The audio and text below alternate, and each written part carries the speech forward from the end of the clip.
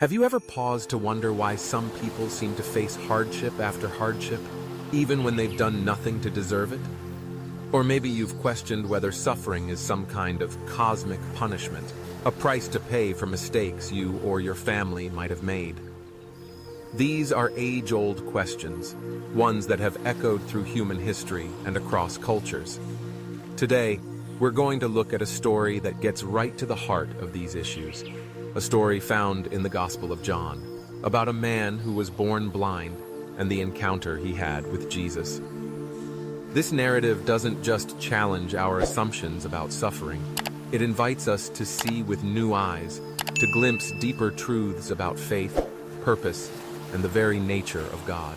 Let's set the scene. Jesus and his disciples are walking along when they come across a man who has been blind since birth. The disciples, like many people of their time, see the man's condition and immediately try to make sense of it. They ask Jesus, "Rabbi, who sinned, this man or his parents, that he was born blind?"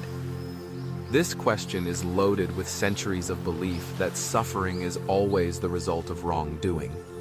If someone is suffering, the thinking goes, someone must be to blame. But Jesus' answer is both surprising and liberating.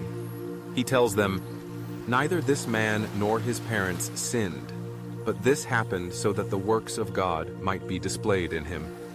In one sentence, Jesus breaks the link between personal suffering and personal sin. He redirects the focus from blame to purpose. Instead of asking, "Who's at fault?" Jesus asks, "What can God do here?" This shift in perspective is profound. It suggests that suffering isn't always punishment. Sometimes it's the backdrop for something extraordinary. Jesus then does something unexpected. He spits on the ground, makes mud with the saliva, and spreads it on the blind man's eyes. He tells him to go wash in the pool of Siloam. To modern ears, this might sound odd, even a little uncomfortable. But in the context of the story, these actions are rich with meaning. The mud recalls the creation story in Genesis, where God forms humanity from the dust of the earth. Here, Jesus is acting as a creator, bringing new sight, new life out of the dust. The washing in the pool is more than just a physical act. It's a symbol of cleansing, renewal, and a fresh start. The man obeys. He goes, he washes, and he comes back able to see. Imagine that moment, the first rays of sunlight, the colors of the world, the faces of people he'd only ever heard. For the first time in his life, he steps out of darkness and into light. It's a miracle, and you'd think everyone would be celebrating, but that's not what happens.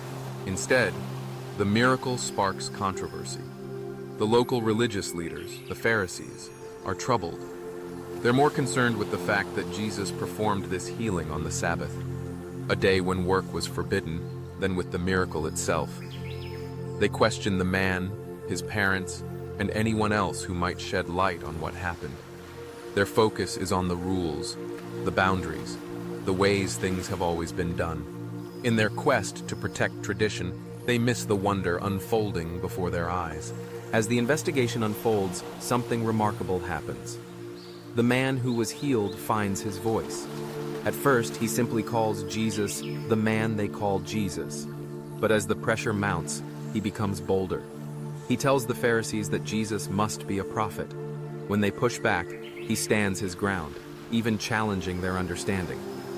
Finally, when Jesus finds him again, the man declares his faith openly and worships Jesus as the Son of Man. His journey is not just from blindness to sight, but from uncertainty to conviction, from being an outsider to becoming a witness. This story isn't just about a miracle, it's about transformation.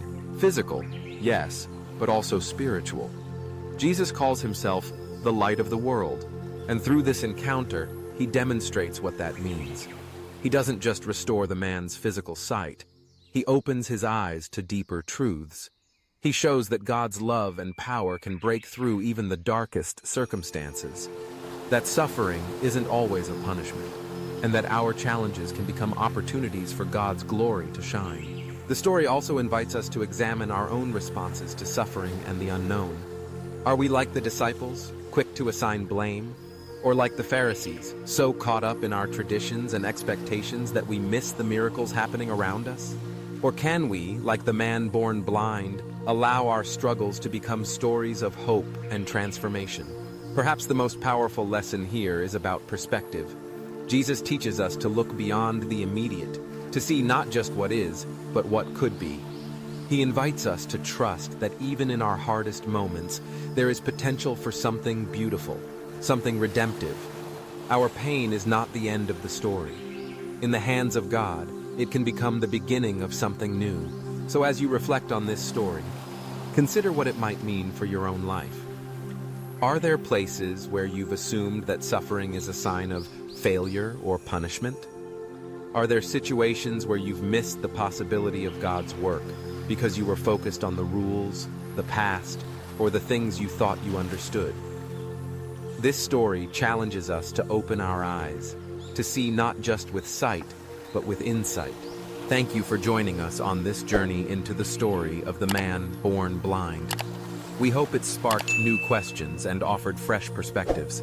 If you found this exploration meaningful, consider sharing it with someone who might be wrestling with similar questions. And remember, sometimes the greatest miracles happen in the most unexpected places. Keep watching for moments of light, even in the midst of darkness, and stay open to the ways God might be at work in your life.